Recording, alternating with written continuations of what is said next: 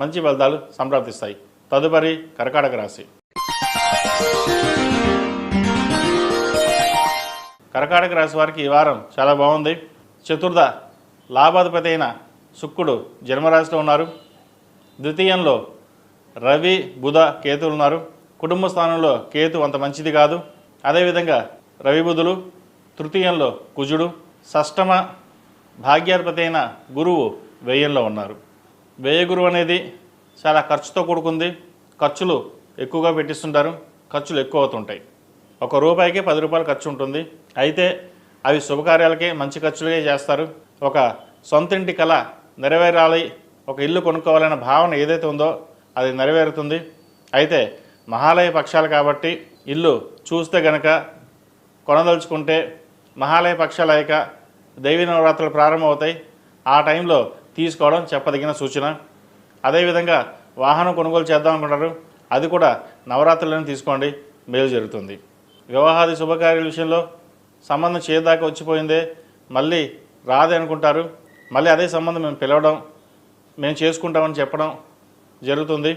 ఏదైనా సరే ఇది శుభకార్యాల సంబంధించిన రోజులు కాదు కాబట్టి మహాలయ పక్షాలు అయ్యాక నవరాత్రుల టైంలో మాట్లాడుకుందామని చెప్పి అప్పుడు మాట్లాడండి, మంచి ఫలితాలు ఉంటాయి. అదేవిధంగా అష్టమ రాహు వీరికి బలంగానే ఉన్నారు. ఒక్కొక్కసారి మనం ఏదో చేద్దాం అని అనుకుంటారు, అది వెనక్కి ఫైర్ అవ్వడం, వెనక్కి వెళ్ళిపోవడం జరుగుతుంటాయి. తొందరపడి ఏ నిర్ణయాలు తీసుకోవద్దు. ఏదైనా నిర్ణయం తీసుకుంటే 1-2 సార్లు ఆలోచించి ముందుకు వెళ్ళండి, తద్వారా మంచి ఫలితాలు ఉంటాయి. అదేవిధంగా విద్యార్థులు విదేశీయాన ప్రయత్నాలు చక్కగా చేసుకోవచ్చు. అదేవిధంగా తల్లిదండ్రుల సహాయకారాలు మీకు లభిస్తాయి. మీరు ఎక్కడికి వెళ్ళాలంటే అక్కడ వెళ్ళడం కోసం వాళ్ళు శ్రమించి డబ్బు కూడబెట్టుకుని మీకు ఇవ్వడం జరుగుతుంది. ఉద్యోగ ప్రయత్నాలు ఎవరైతే చేస్తున్నారో వారికి చక్కగా ఉద్యోగ ప్రయత్నాలు ఉంటుంది. అయితే మనసు స్థిమితంగా ఉండదు. ప్రతి విషయాన్ని ఆలోచించుకుని పెద్దవాళ్ళ సలహాలు సూచనలు తీసుకుని ముందుకు వెళ్ళండి. మనసు పరిపరివిధాలుగా ఉంటుంది.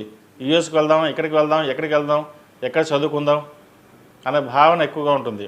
తొందరపాటు నిర్ణయాలు కాకుండా నిదానంగా ఆలోచించి తీసుకోండి. ఈ రాశిలో జన్మించిన స్త్రీలకు వృత్తి ఉద్యోగాల పరంగా, వ్యాపార పరంగా బాగుంటుంది. జీవిత భాగస్వామి సపోర్టు మీకు ఎక్కువగా ఉంటుంది. సప్తమ అష్టమాధిపతి అయిన శని భాగ్యంలో ఉన్నారు. భాగ్యంలో శని బలంగానే ఉన్నారు. భూ సంబంధించిన వ్యవహారాలు ఏవైతే ఉన్నాయో అది వారు నెరవేరుతాయి.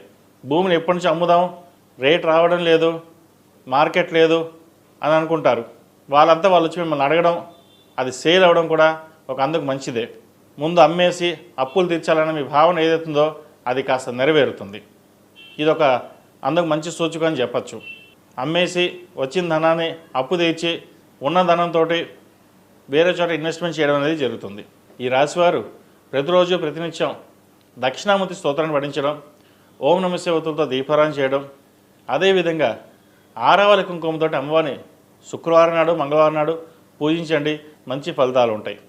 ఈ రాశిలో జన్మించిన వారికి కలిసి వచ్చే సంఖ్య 6, కలిసి వచ్చే రంగు గ్రే.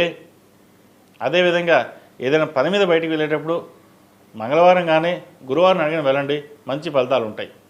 తదుపరి సింహరాశి.